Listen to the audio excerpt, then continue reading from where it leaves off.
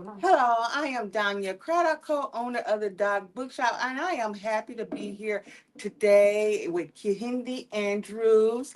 Kehinde Andrews is a professor of Black Studies at Birmingham City. But before we jump into the conversation, we're going to check to make sure our feed is going and everybody and connect to your friends and family and let them know that we're going to have a great and engaging conversation on the book Nobody Can Give You Freedom. Freedom and liberation is not passed down through your DNA. Freedom, you have to fight for it each and every day. And so, and I think this sheds light on the necessity of fighting for your freedom. And so we're going to have a dynamic discussion on your book, Nobody Can Give You Freedom.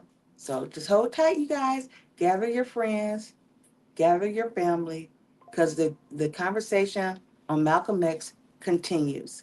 It's fall. We No, it's on YouTube. Oh, we have an in-studio audience here. No, it's on YouTube, so it's on your YouTube.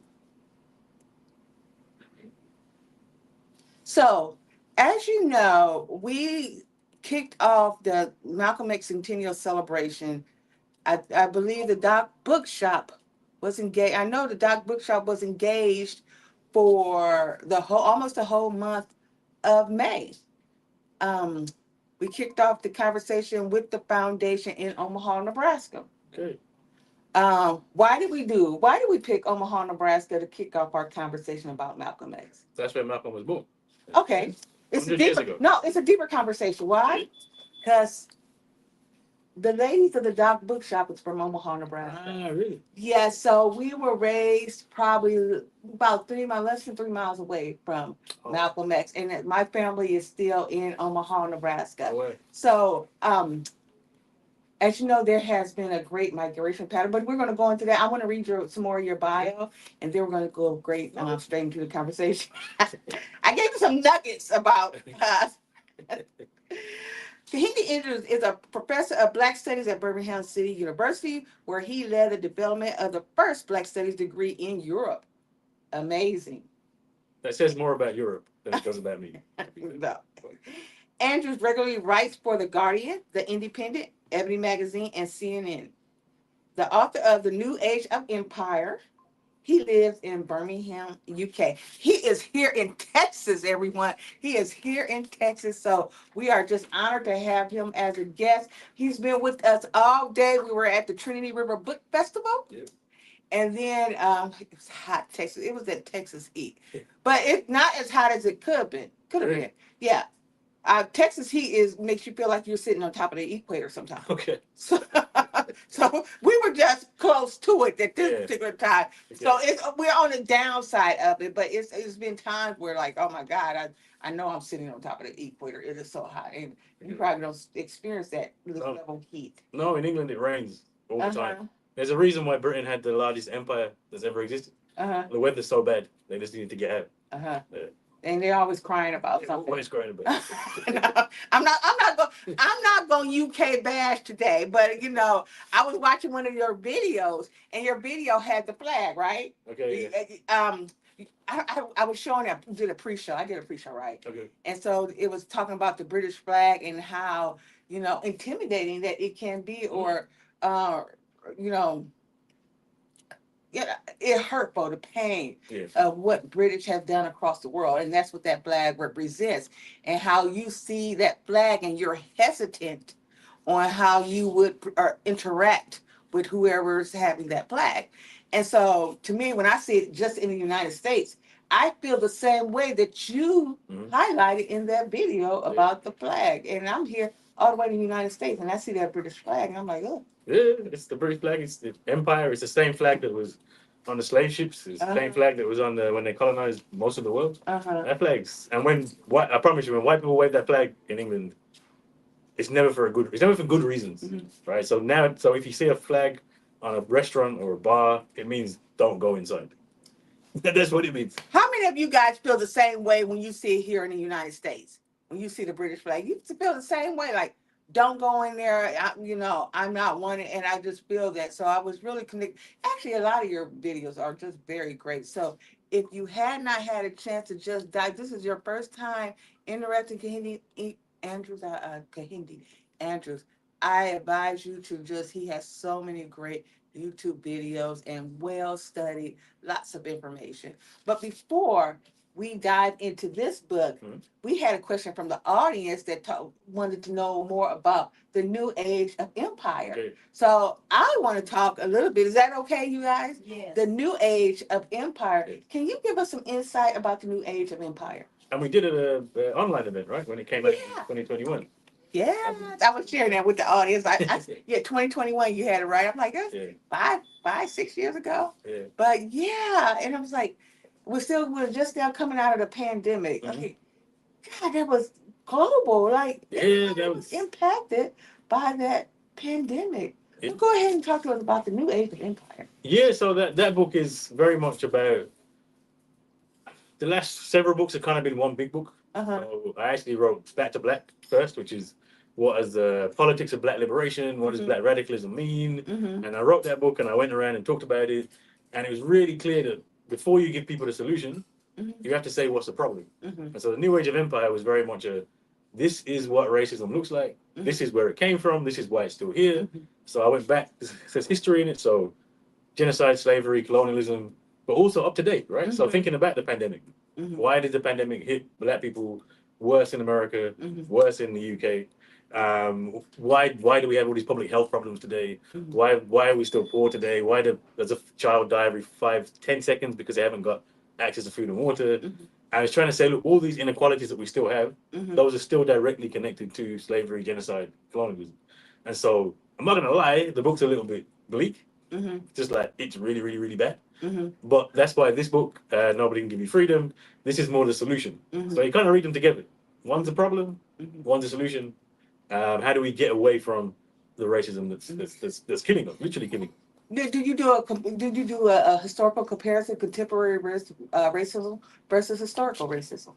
Not necessarily a comparison, but connecting. You can't, like, for example, what caused the Black Lives Matter protests? It was George Floyd, right? The killing of George Floyd. Well, you can't explain the killing of George Floyd without slavery. Right. The idea that the black men and black people are more like animals, more like beasts, have to be literally tamed on the streets. That comes from slavery. That very idea of it comes from slavery. So it's still with us. So contemporary racism is just a continuation of historical racism. I like how you put that because, interestingly, people do not go into slavery like that was happening years ago, hundreds of years ago. Why is that Why is that still impacting people of the African diaspora to this day? So it's interesting that you said, you've seen this going on in the United States in May, not 2020. Yeah. And so we see these things going on, and we have to reflect and ask ourselves, this is still the remnants of slavery. Yeah. Whereas, in your academic life, they try to circle around contemporary conversation, tries to circle around slavery without calling it what it is: slavery, genocide, colonialism, and call it what it is, so we can solve the problem. Exactly. And you go back to it and like, we've heard a lot of things, and that year was so much brutality. Yeah. Against African Americans, and so that George Floyd, I think it just set off a new age. Like a lot of young people are not used to that experience, have not had that experience. So that was a new experience and shine a light on how far we have not arrived as far as we should have. Well, to quote Malcolm talks about slavery and he says, well, look, if you stick a knife in my back 9 inches and you pull it at 6 inches, then we haven't really made any progress, right? You only make progress when you not just pull the knife out, but actually heal the wound. Heal the wound, yeah. And in reality, the way we think about slavery as a past, it's not the past, because the knife is still firmly in our backs. They pull it out at 3 inches, but then you have... We haven't even acknowledged it. That's it, right? That's literally sticking it back in. So the knife's still there. So if you don't get rid of the knife and heal the wound, everything's still going to be framed by the same racism that was slavery. And that's why you still keep seeing the same. Look, it's 2020, and we have to say that Black life matters. I mean, that's a basic, that's like the least thing you could possibly say. But that's where we are in 2020, what, 60, 70 years after the civil rights movement. You have a black president. Things are supposed to have got better. They haven't got better at all. They just look different. They look different, but they're just as bad as they ever were. And we still try to minimize it by saying all lives matter. Exactly. And still not examining why did that? Why did we coin it or call it Black Lives Matter? And the world try to see that as another form of racism at the hands of black folks, not at the hands of white folks. But Black Lives Matter did trigger across the protests across the world. Yeah. And people don't realize that George Floyd, and I think you hit it on the nail, it opens so much that we still have not dealt with as a people. And that is the remnants of slavery and how we solve those problems. Genocide. And then I want to start genocide too, because you said genocide, but people really only say slavery and colonialism. Yeah. But nobody really talks about genocide. We look at genocide today in an African concept like Rwanda, but we have not really examined history, African American history, as genocide. What made you bring genocide into the conversation? Well, you have to think. I mean, genocide. If you look at America, particularly, the founding of it is the largest genocide in human history, where up to 65 million Native Americans are wiped off the face of the earth in a generation. So many people died, in fact, that the temperature of the world actually dropped because there was so less greenhouse gases being emitted because 65 million people were killed. That's the kind of violence we're talking about. But interestingly enough, the word genocide didn't exist until 1946, 45, after the Jewish Holocaust. So you imagine Europeans kill 65 million Native Americans, tens of millions of Africans. In Congo alone, Leopold II killed 10 million people. And nobody thought we need a word here for the mass killing of people. Because the truth is that we weren't considered to be human beings. Right? So it's only when you have the slaughter of Jewish people who are then considered white that they then say, oh, wow, we need a word for this. Right? When actually genocide is the basis, the actual basis of the economy. Because if you think about Industrial Revolution, what makes the West rich? It is gold first, gold and silver. Then it's tobacco, indigo. Then it's sugar. Then it's cotton. Every single one of those things is produced by slave labor in the Americas, which would have been impossible without the genocide of the natives. So genocide and slavery are the actual founding stones of everything that we have. Right? And the lack of any reparations or repaying that has kept us stuck in this relationship of white supremacy. And it's not just for America, it's for the globe. So if I was to show you a picture of global inequality, you would see that the richest, I do this with kids all the time. I go to schools and I say, well, look at this picture. What do the green represents the richest countries. And you say, what do these countries have in common? It's Europe, Western Europe, America, Canada, Australia. What they have in common is white people, right? That's literally what is mostly majority white. And let me pause it for just 1 second. I hate to go there. I can't remember because it was years ago. But we say white people, but do we ever bring in the Arab concept? The Arab, because so did the New Age Empire discuss or highlight the Arab impact? Yes. Because that was, to me, that was the genesis, teaching of Europeans about slavery. That and I think that's the elephant in the room. Yeah. So because we look at white people, but so what? It's like remember that cartoon Tom and Jerry, the mouse is getting attacked, and here's Jerry sneaking out the room. But what the New Age of Empire does, so what Europe does, Europe essentially creates a system where whites at the top and blacks at the bottom and everyone's in between. So if you look at global inequality, you'll find the poorest parts of the world economically, it's black people in Africa, right? So you have this hierarchy, and that's today. That's not in the past. That's right now today, right? So that's the world we live in, is white supremacy. You are correct that I always say Europeans don't really make new ideas, ironically, right? Where did they get what? So imagine there's a world where Europe have gone to the Americas. They enslaved the indigenous people first. That's why a lot of them die. Kill off a lot through disease, etc. So their workforce is decimated, gone. They're literally killed them all, right? So where do they get the idea to go, let's go to Africa and get people? You are correct, it is the Arab slave trade. The Arab slave trade is longer than the European slave trade. The Arab slave trade still actually continues in some form, right? It hasn't actually ended. That bothers me. I mean, so there's a market they can go to take us from, right? Even anti-black racism. In that market, it wasn't just black people in the slave market in the Arab world, but there were particular words for us. So Mamluk was the black. That was the bottom of the shoe person. So the ideas of racism, they predate Europe. Arabs anti-blackness predated Europe, and Europe to a large extent took Arab anti-blackness and then ran with it, right?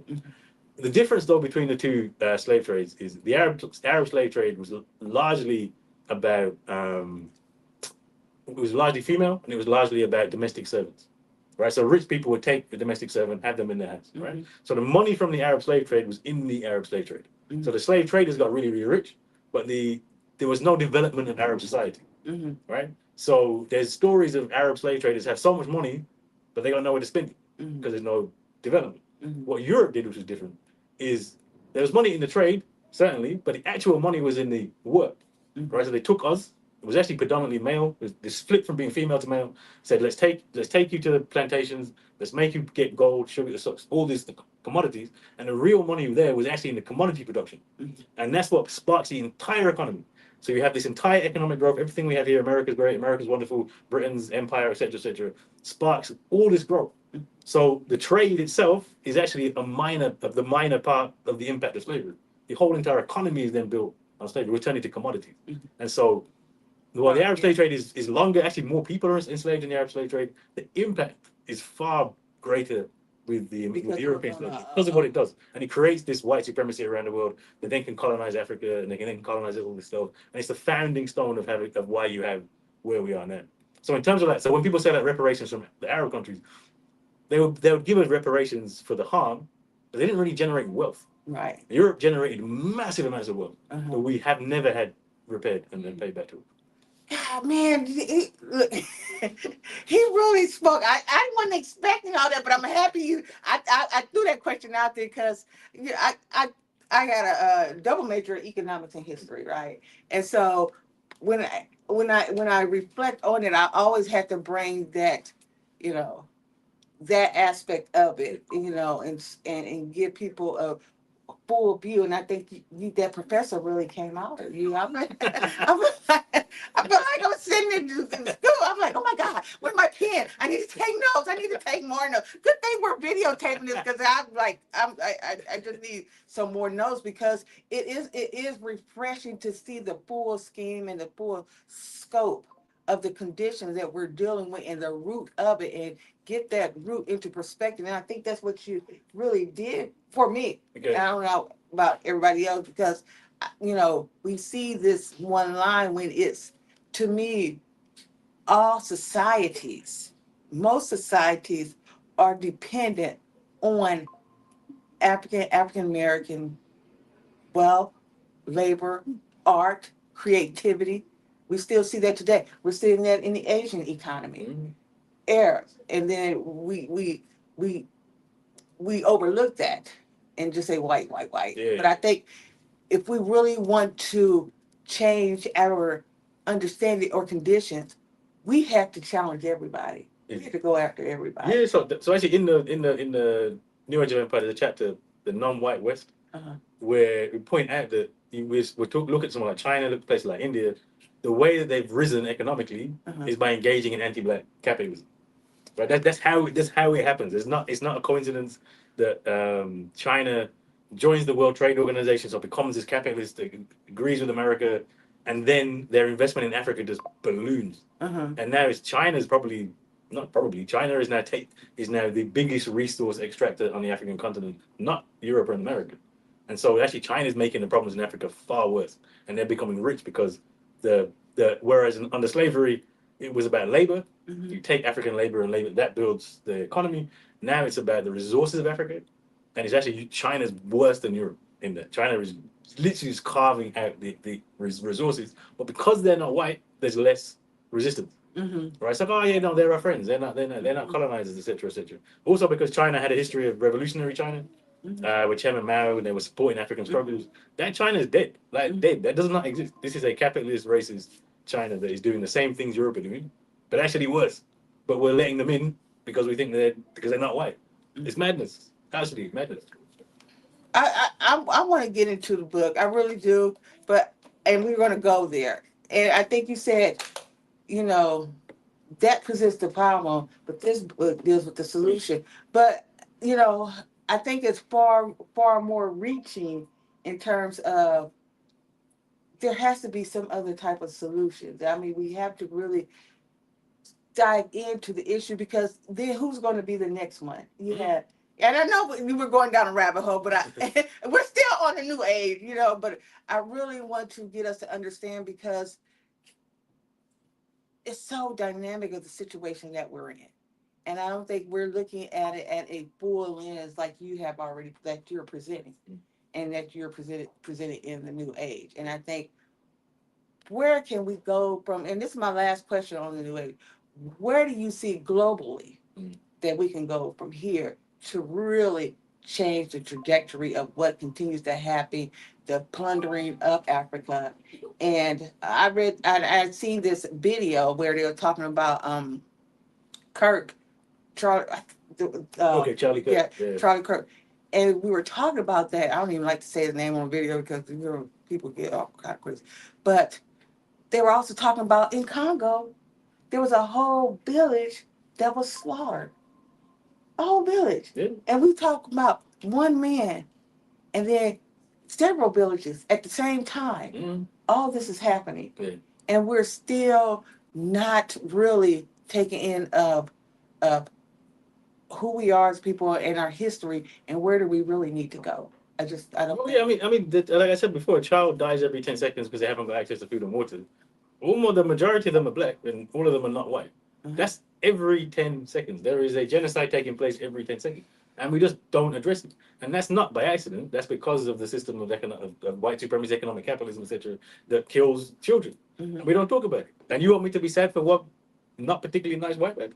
I can't do it, right? I just can't care. Like, and that shows you the problem, right? But really, where we go is Malcolm. Like, this is why I wrote a Malcolm X book. That the solution to this is Malcolm had a revolutionary politics in '60 when he died in '65.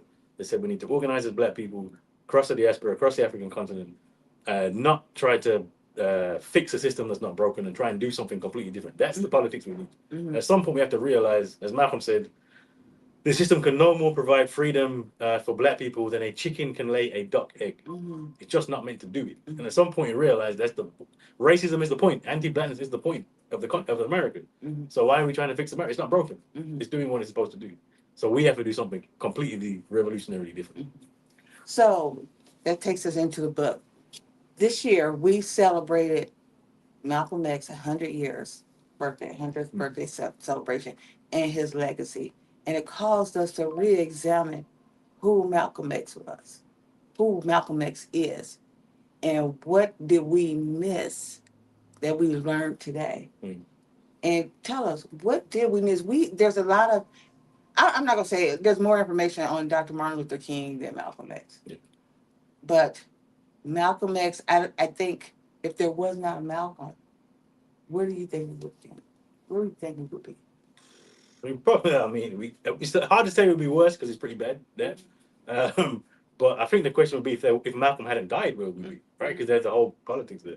But I think the big thing you have with, in fact, interestingly enough, the more I've talked about the book, I'm starting to think it would have been better to have just forgotten Malcolm completely and then restarted from afresh, because so much of the way we remember Malcolm is just negative. It's just wrong. It's just all these myths. We've been presented with a Malcolm X who is just an angry black man, pro-violence, hated white people, had nothing positive to say, and that represents all radical politics. So radical politics is nonsense. It's just, it may sound good, but it doesn't get you anywhere. You can put it on a T-shirt, but it doesn't give you anything. Whereas actually Malcolm was the best representative of revolutionary politics with a clear platform, and it's not so. Everybody knows Malcolm X, right? But how many people know the Organization of Afro-American Unity, the organization he founded when he died? It's not in the autobiography of Malcolm X. It's barely in it. It's in it for like 1 second in the book. It's not in the movie, the big movie. They don't mention it at all. So we're actually given this image of Malcolm that's been whitewashed, this had been taken out of it, and that does serious damage because then you can misuse Malcolm. Malcolm can become whatever you want. But isn't it true he evolved into that? So his initial upbringing of his Malcolm Red, I think he had to have that experience. He had to have that life experience to become who he is today. And I think that that negativity, that life, was betrothed upon him for this reason, so he can be this international icon. But I think it had to take him through some things. So I see that his early beginnings helped shape. Oh yeah, his early beginnings of that's the true story, right? Like that is Malcolm, and because of that, he goes through. Malcolm's what he calls a field Negro, right? The experiences he has in poverty, the experiences he has in crime, the experience he has in prison. That's 100. That Malcolm needs that to be Malcolm. The problem isn't that. Well, one in the myth that gets like what like 2/3 of the Spike Lee movie is about Malcolm. It's about Detroit Red, not Malcolm X. Which is right. Which you don't need all of that. You can tell us a story with 1/3 and then give us Malcolm politics, right? But that's fine. That's not a problem. And Malcolm will never run away from his criminal past. Say, look, I was a criminal. That's a real thing. And there's one transformation in Malcolm, like proper transformation, is when he goes from Detroit Red to Malcolm X. So in prison, he's at the bottom. He starts to read. He starts to change, and he says his thinking changes as swiftly as snow falling off a roof. Like it's just like a change. That's the change, and everything else is an evolution, where he evolves to develop this revolutionary politics, right? But we're just given the criminal redemption, gets angry and then dies, and we're not given the what was the actual politics? What was he actually saying? What was he actually trying to get us to do? That's been erased completely from how we remember it. I want to go. I want to go there, but I'm going to dive back into his early beginnings. Everybody know his parents, right? Right. Earl and Louise Little. That's how far I'm going to go back. Earl and Louise Little ended up in Omaha, Nebraska. And do anybody ask, well, why the heck he go to Omaha? And what is 1914? Yeah. Have y'all anybody ever asked the question? Nobody's ever asked the question like why he go to Omaha? Well, I was curious. I'm one of those ones that wanted to understand what, because if you're going to Omaha, Nebraska, the heart of America, what even me as a black person, the number one question I get is, are there black people in Omaha, Nebraska? Like you might get it too. Are there black people in the UK? But so I had to ask that question.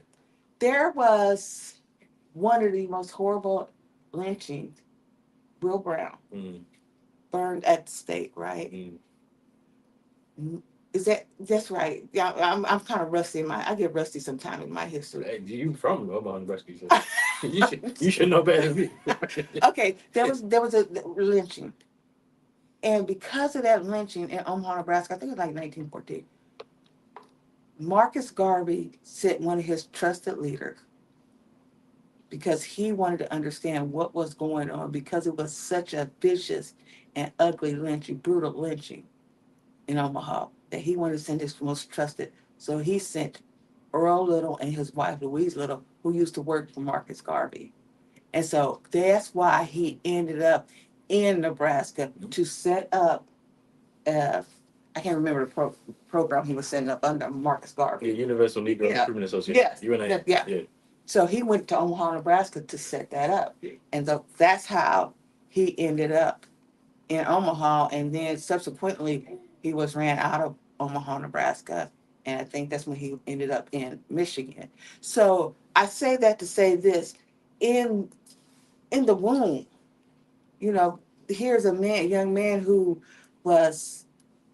had parents that were very conscious, very aware of who they were. They understand the international politics. Louise Little, who came out of the islands, understood, and I think she ended up in Canada. Yeah, right. Yeah. I know I'm taking you way back. No. I'm taking you way. We're going to get to the book. But I think it's so important that people understand that upbringing. And we as a people, we have always got to connect the dots and ask these questions. So that changes how we think of a certain situation.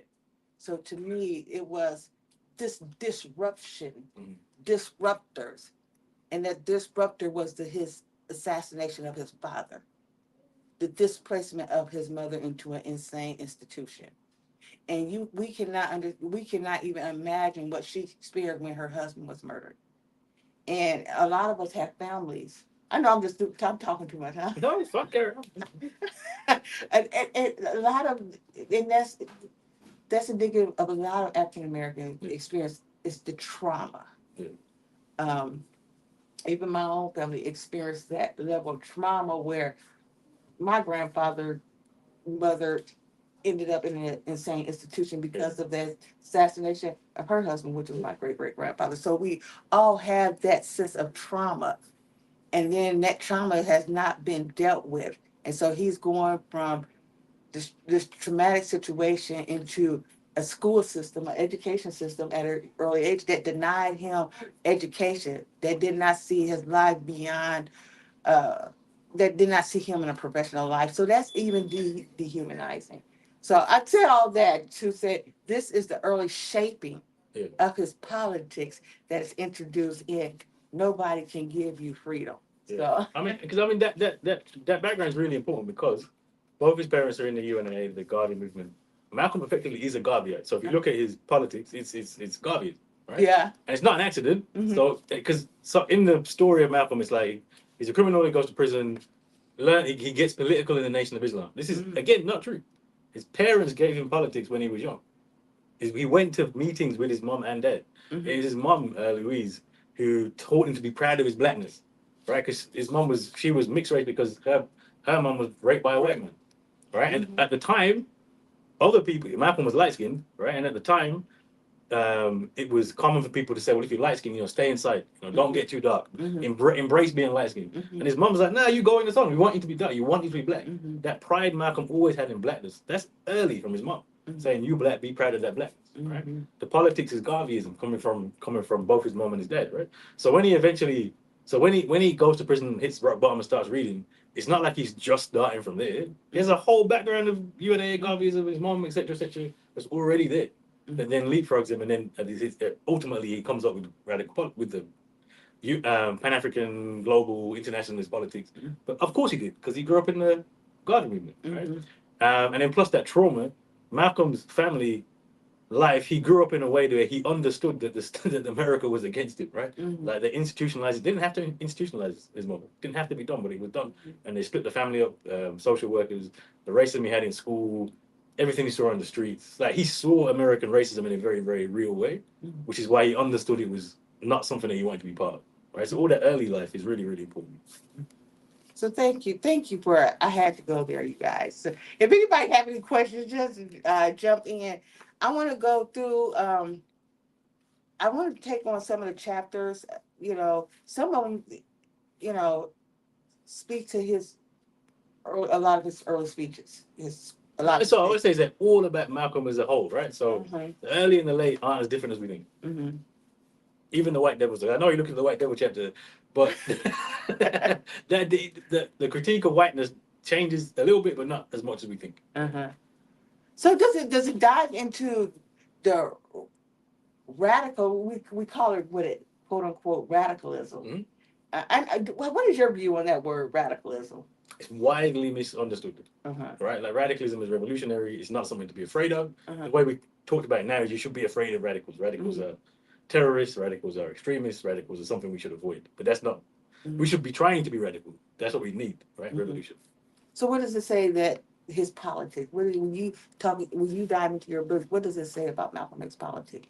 It's radical, right? Radical in the sense that one, there's an analysis that says, as I said before, the system cannot be fixed because it's not broken. So if you think about Malcolm was not, it's really important to stress that Malcolm was not a civil rights leader. Malcolm was the fiercest critic of civil rights you would ever find.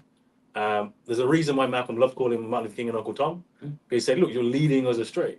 Because the biggest part of radicalism is to say, unlike civil rights believe that you can fix America if you can get access to it, if you can reform it, if you can get people in the right positions, you can fix it, right? Mm-hmm. Whereas radical Malcolm said, no, that's not true. Anti-blackness is what it does. It's always going to do it. Can't do anything. Change you can't change that. Yeah, that's the radical analysis. But then then you have a solution. What does Malcolm say? The radical solution is that we have to do something differently. Then we have to create a different society, and that is uniting the diaspora, uniting with the continent. Just like Garvey, right? Say, look, we unite as black people globally, and we create our own politics, our own economy, our own independence. So Malcolm is all about being independent, so we're not relying on the system that's always going to be against us. Yeah. Well, did you when you talk about that, do you go into the fact that he was in Africa and he went to what 15 countries? Mm-hmm. I mean, a lot of us are not even doing that in 2025. Yeah. And he did that in what? 64. 64. 15 countries. And in the analysis, he talked about, might be rusty in my history, but you're going to get me back on track right here. But, in an analysis and that perspective, he talked about the woman. Yes. He talked about, if you look at a nation, if the woman is backwards, the nation is backwards.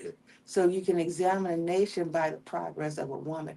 Do you talk about within your work the place or the necessity of women? Mm-hmm. Yeah, so one of the chapter 6, I want to say, is took the Malcolm quote that's popular, the most disrespected person. I knew it. In America is a black woman, right? The most unprotected person in America is a black woman, which has become like something like Beyonce put it in a song. It's become a big thing. It's a bit more complicated than that. So for Malcolm, Malcolm's part of the Nation of Islam for a long time. The Nation of Islam has very particular views about women, what women should do, what women shouldn't do. Women are in the background, they're in the family. Women aren't on the streets in the struggle. So Malcolm's rhetoric, Malcolm very rarely talks about women specifically, and when he does, it tends to be in that protective role. I'm a man, you're a woman, I will protect you, etc., etc. Even that speech where he says the most disrespected person in America is a black woman, he's saying that we have to, as men, protect our women, and it's very much in that role, right? When he leaves the nation, however, he makes a specific effort to say, actually, we need to have black women at the forefront. Black women have to be in all of the roles, right? So the OAAU, the organization he started, Sarah Mitchell is involved in crafting the aims and objectives. When he leaves the country, because he leaves the country for a long time, in a big chunk of his last year and a half, Lynn Schiffler is running the organization. He says, look, he recognizes some of our women have made more contributions than our men, right? And so he's trying. You can see he's really trying to say, look, we made a mistake by keeping women in the background. And when he travels, actually, when he goes to Ghana in '64, he's greeted by a delegation. There's a big delegation of African Americans who's led by Shirley Graham Du Bois, who's W.B. Du Bois' wife, or I should say, W.B. Du Bois is her husband. Maybe the way to put it. And she's met by Shirley Graham Du Bois. Maya Angelou is going to come and work with him but he dies before she gets a chance. And he's saying, look, we need women. Women have to be fully involved, not just in the sidelines cooking or raising the family. Actually, women need to be there. And this is an area where you have to speculate a bit. Like I said, Malcolm doesn't really talk that much about women, but you can see he's going in a direction to say, actually, it's really important to bring the women into the movement in a full way. I like to hear you write that. You also write, you got in the blackness of the intersection. Why was that so important to bring in the light of this chapter regarding the black woman?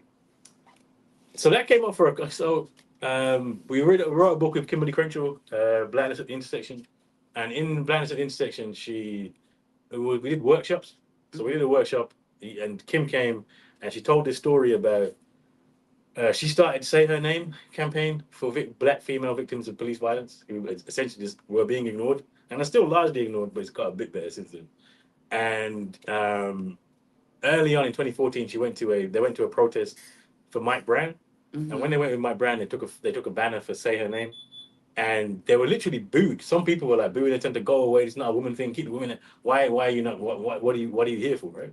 And I was trying. My chapter in the book is really trying to understand that, and understand like even under patriarchy, we should be more mad if women are being killed by the police. In Britain, we had 2 riots in '85 and '81, which was sparked by black women being attacked by the police. So even if you're taking that, I'm going to protect our women role, you'd think that You'd be more mad for women. So there's a question of why are we ignoring women being killed by the police, right? And it does show that there's been a severe decline in the cross-gender relations over the years, right? The gender wars, etc., etc., etc., which is damaging. And Malcolm is often used by people who want to say, look, men should be men, etc., etc., etc. But that's not what Malcolm was about, right? Malcolm was about unifying all black people. And when you unify all black people, you can't have special roles for men and special roles for women. You have to say, look, we all need to get together and do the work. So it's really important in the book to say, actually, to make Malcolm's politics work properly, you can't be doing that old school, I'm the man, you're the woman, etc., etc. Has to be at the intersection. You know, that brings up, hearing you talk about that brings up one of my faves, which is Dr. John Heinrich Clark. And he said, women are powerful, but men glean that power, so they become much more powerful. It's not you bow down, it's you see that power and you're just as powerful. And so to me, he was a studier of Dr. John Heinrich Clark. So John Henry Clark was one of the founder members of the OAU. They were very close, Malcolm and John Henry Clark. Okay. I know we're going to run out of time. I know. Because I could go on all night. I really can. Because this conversation is so important.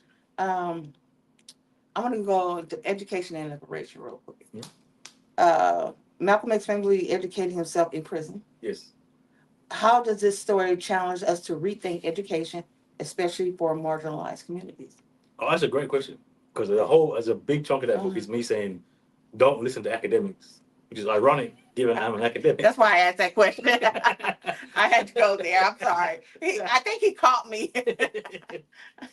No, because why do I love Malcolm? I said Malcolm for me is the most important intellectual of the 20th century. If you want to understand racism, Malcolm's the person you should read and listen to, right? Now, because he didn't write a book, and even the autobiography, he didn't write the autobiography, it was Alex Haley. He's not given that credit because it's oral tradition, right? But the last speeches of Malcolm X, which is just February 65, and it's just 3 weeks as he dies the 21st, and it doesn't include all of the speeches. I know a number of things aren't in there. That book is 240 pages long. Malcolm was someone who was producing scholarly work. He was just oral tradition, right? So that's why I didn't finish this book. We just go and listen, read, hear, like Malcolm. So his intellectual work is better than anything you read in academia. But that's why there's so many quotes in it. I was like, I can't say it better than Malcolm, so let me just give you the Malcolm quote that says it, right?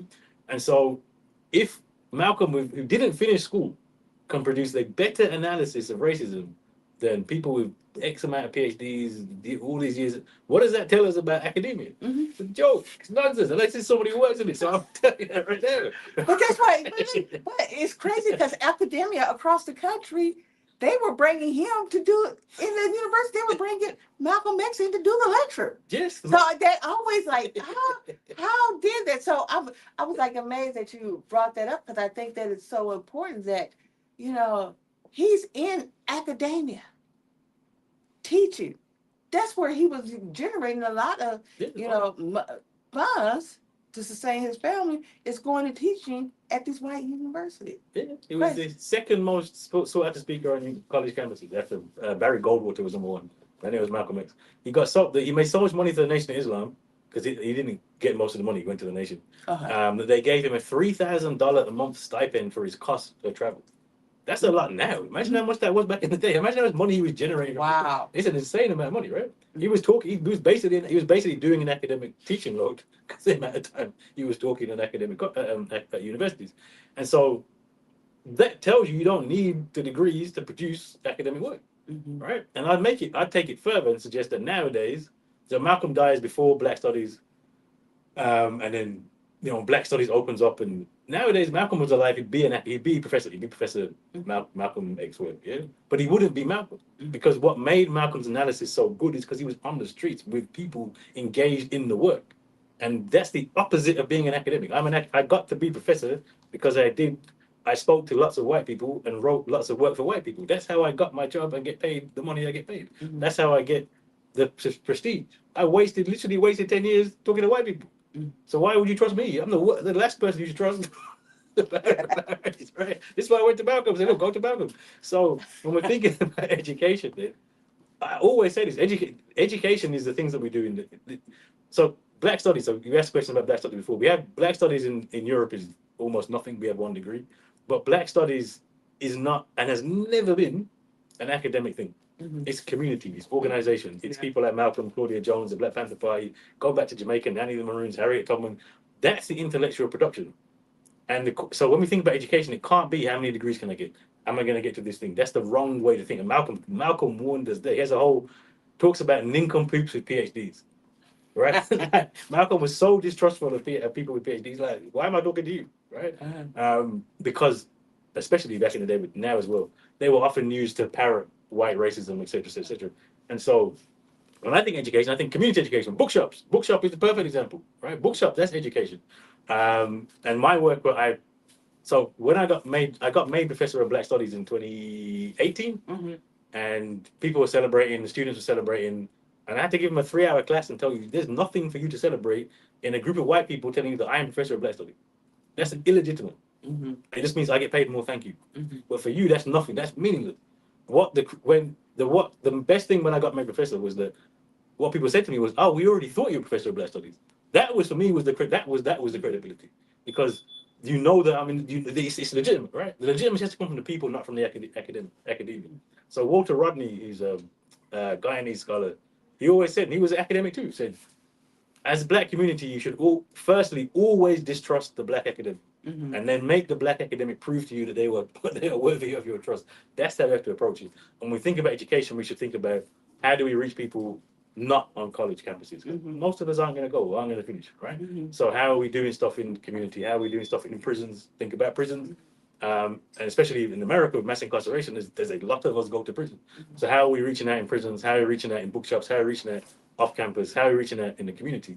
And actually, that's one of the things I'd say we probably lost, especially even in the UK, where we understood before you couldn't rely on the schools, so we did a lot more stuff ourselves. And now we're trying to rely on school, trying to rely on universities. That's no, no, no. We have to be educated off campus. And so one of the things we did, so even our Black Studies degree, the undergraduate was gone. They cancelled it. Right? We had the masters, not the undergraduate. And I didn't do a petition. I didn't get mad about it. I said, okay, this didn't work here because of the university. So we just started teaching it in community. We're writing a prison course, teaching prison. That's the way. We don't need these institutions. Teach outside. Education is not the same as academia. And oftentimes education is against, they're going in different directions. So when you make comments, you trigger things for me. I know that's bad. Did I say that wrong? I probably say that all wrong. But it's triggering because I see TCU. TCU is this dynamic institution in Fort Worth, Texas, and very supportive of the Doc Bookshop. Yeah. But TCU's different departments bring their students here to the Doc Bookshop. And you said that is what that's their experience. Like, we've got to get them into the community. And a lot of people don't know, like, a certain day or during the day that this place is full with TCU students. So that's interesting that somebody else has gotten that message or memo, and it's the medical students that come most of the time. Okay. The medical students, because they said this is the community that you're going to be working in. Yeah, we need you to understand the people that live in that community. Yeah. So that's good, and sometimes universities get it right. So when they do, you should say yes. But that's absolutely essential. And we have to, when we think about Black education specifically, and America's no different because you see the attacks on Black studies. It has to be something that's not on campus. It has to be something that we control. So that's independent. Malcolm's always telling you it's independence. So actually, one of the things we want to do, I've been talking about for a long time, is having a global Black studies curriculum that's freely available that we can just use. You can just use the resources around and just find out what's happening in different parts of the world, and we can use that. And it's not owned by a university; it's just free for us. Because those are the kind of things we need to make sure that we can continue this work. Because I promise you, at some point, university cut that. You can't rely on them to ever really support the work effectively. And you have this exceptional perspective on academia and community. Both of them together, how do you tell the people, in Malcolm's words, wake up, clean up, and stand up? How do you push that message forward in both situations? I know, yeah. I mean, you just have to do it, right? I mean, that's the key thing is just have to do it, make it plain. You make it plain. That's the first chapter, you guys. That's the first chapter. Make it plain, right? Because the thing is that the academia will push you. So the way that I've written this book, if you read the book, it's readable. Like you just, it's a book, it's readable. There's jokes in it. I don't think I put an emoji in it. I wanted to put an emoji in it, but the publishers wouldn't let me. They don't. It's an accessible book, right? And that's not by accident. And it took a while to do because academia trains you to write in ways that aren't understandable, they're not legible.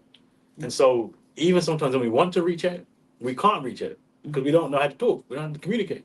Should I tell this? Yeah. Anyway, it's in the book, so I can't really hide it, right? So in the there's a bit in the book where I talk about an academic in England whose work is so illegible, like it's so ununderstandable, that the only metaphor I could come up with is it's like he writes like he has a brain injury. Like really, like you just can't understand it. It actually came from my late wife, Dr. Nicole Andrews, who's actually a better scholar than me, but childcare, kids, we had like lots of kids. And so her career got derailed, and then she got breast cancer and she passed away, unfortunately, 3 years ago.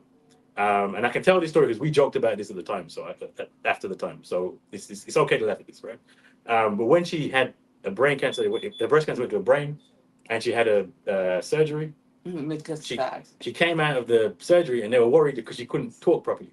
She was trying to speak, and it was just nonsense, gibberish coming out, and they were really worried. But in that moment, the very first thing I thought was, it's like reading this academic. Like he's trying to speak, but he can't. Just blah, blah, blah, blah, blah, blah, blah, right? And that's what academia does to us. It actually hurts us. So sometimes academia is not. It's not just like it's not helpful. It's actually the unhelpful. Like it's actually taking us away from the thing we need to do. Right? Stopping us from being able to just basically communicate. So I know I'm going to let you guys ask some questions because I can continue. I think I've asked you so many questions. We went down a lot of different directions. So I'm going to give you opportunities if anybody have any questions that they want to ask Professor Andrews. You can go ahead and ask it now. None? Yes. So 2025, we're celebrating Malcolm X centennial. And it's really sad how his words still resonate today. Unfortunate. I mean, it's sad that we're still dealing with the same stuff. Yeah. And so my question is, what do you, after just studying him, what do you think his commentary would be today?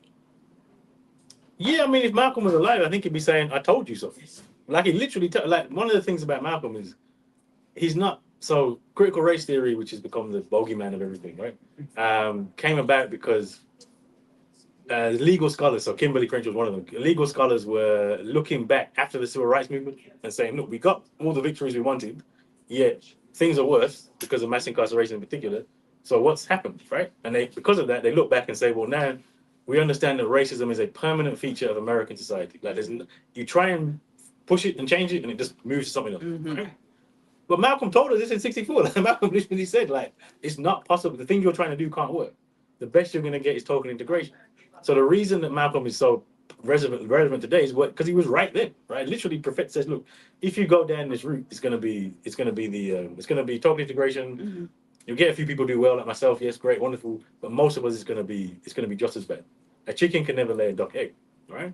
So, if Malcolm was alive, he'd literally say, "I told you so," right? Now, that gives us an opportunity to say, "Look, we went down the wrong road. We went down a dead end, right? We got to the end of it. Hopefully, at some point, we get to the end of it and go, look, this can't work." All we have to do is go backwards, go back to that moment, and we can take a different road, right? And that's Malcolm's always an optimist. Like one thing you get reading Malcolm is he's always an optimist.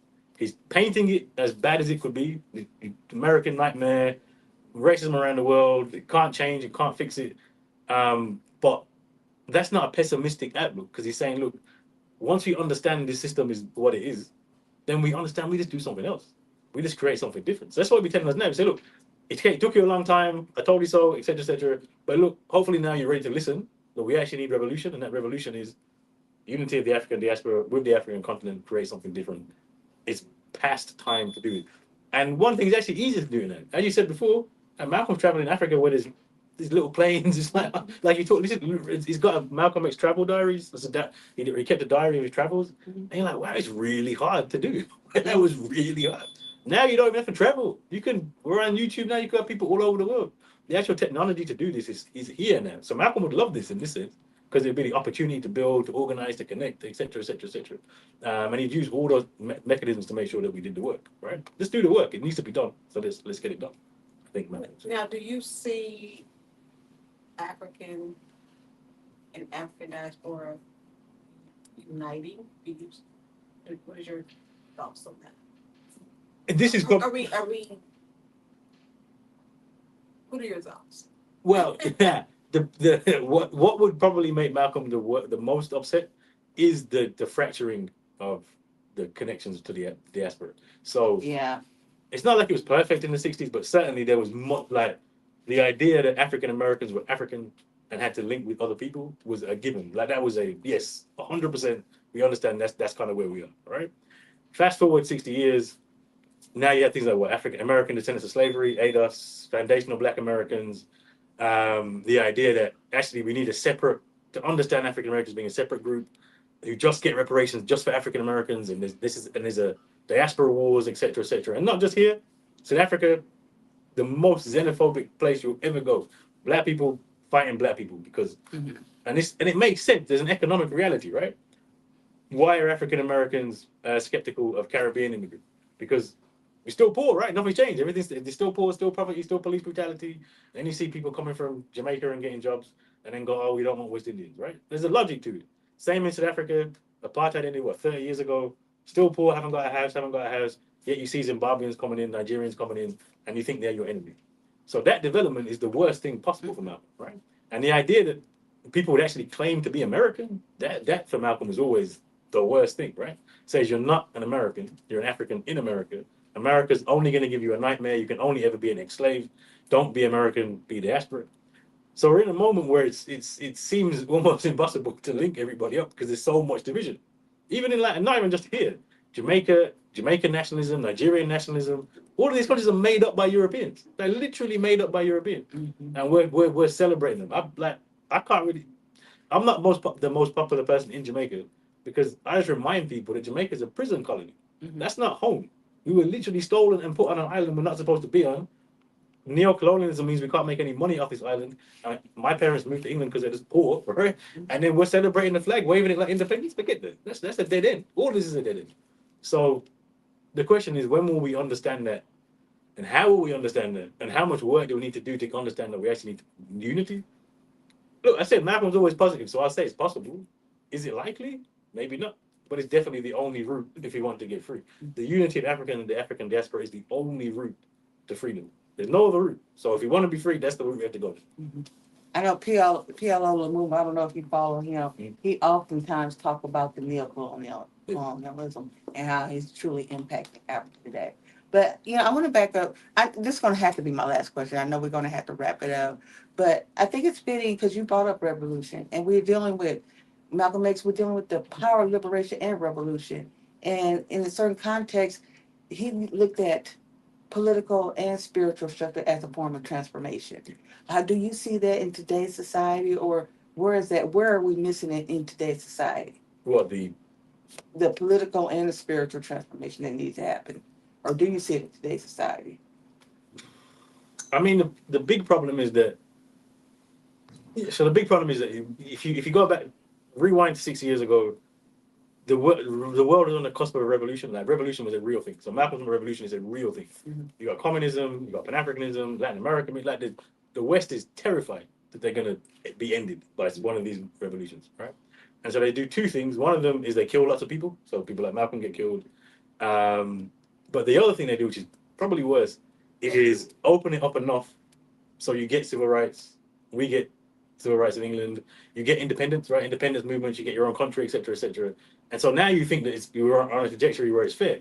So the problem with the politics is that if you look at black politics generally, it is the politics of how do we integrate better into the nation state. Whether that is in America, can we get reparations? Can we get black politicians? Whether it's in Jamaica, can we get Jamaican nationalism? It's in Nigeria. It's all gone down this national route. But the issue is that the nations, they're all the problem. All of those nations are the problem. You can't ever have success if you think that one of these nations, whether America, Jamaica, Britain, Nigeria, is a solution. It's not. It's the problem, right? And so the politics doesn't. Be honestly, you don't find it. It's very rare you'll find that political understanding. And one of the quotes that was new to me in the book, actually, when I did the book from Malcolm, was he said his biggest mistake was trying to organize a sleeping people. And unfortunately, we're probably more asleep now than we were then. Like on a real level, we're probably more asleep now collectively because of this ties into, and also because, go back to the question about education, where do we get education from? In Malcolm's time, we weren't relying on schools, colleges, universities, media. It was us. And now we've kind of relied on those other spaces. So the question is, Malcolm talked about the need for a political revolution, political re-education.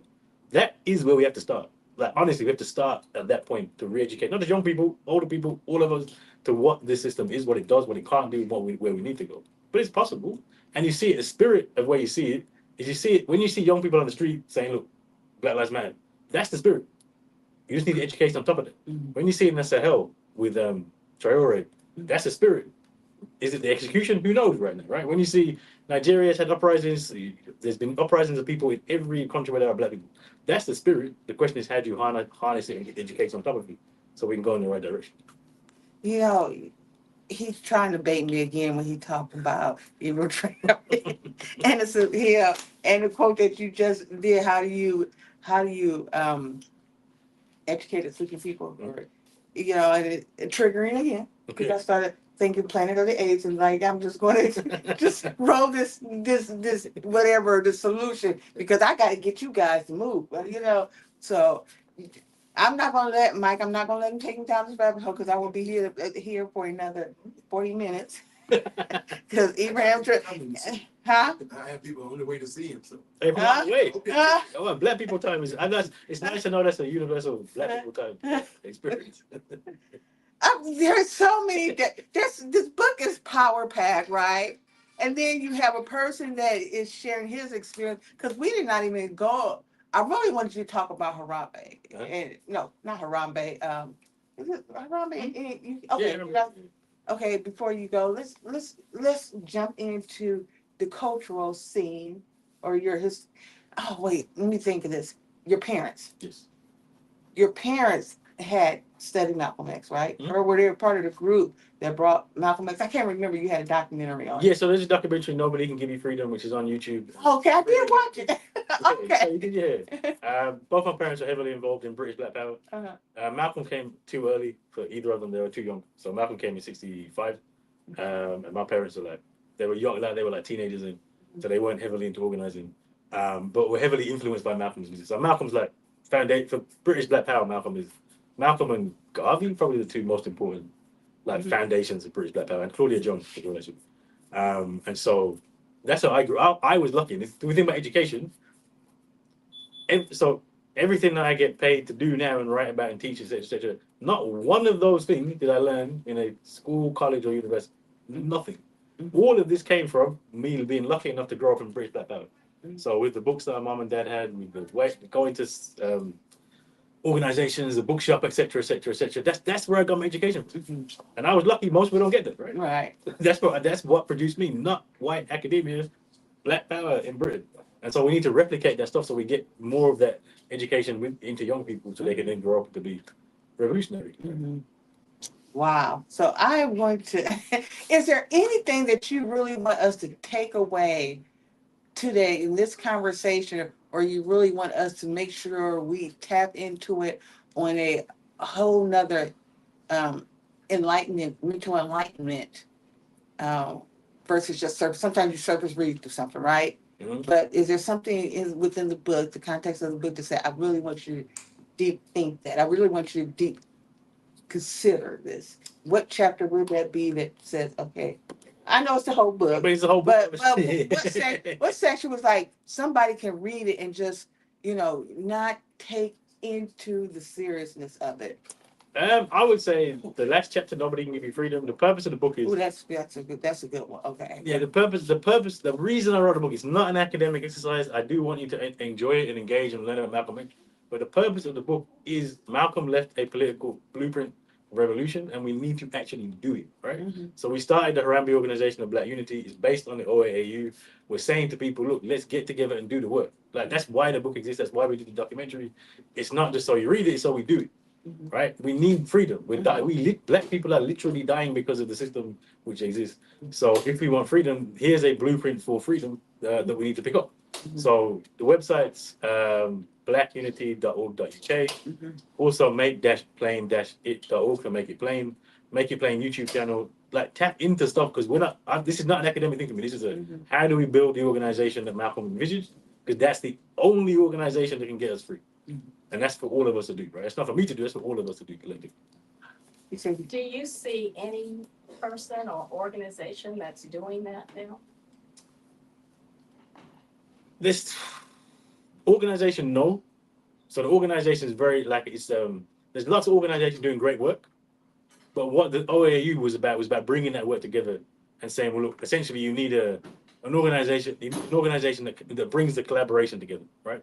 So the way we started it, and think about it, like if you had a chapter in Fort Worth, the first thing you do is you'd say, what are all the Black organizations in Fort Worth, right? What are they doing? Mhm. Let's just get that straight. What we already have.